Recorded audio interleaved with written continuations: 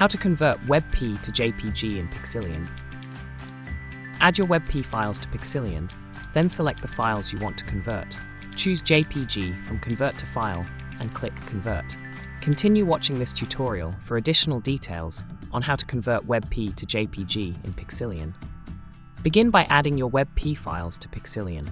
You can drag and drop them into the program window, or click Add Files to browse and select them manually.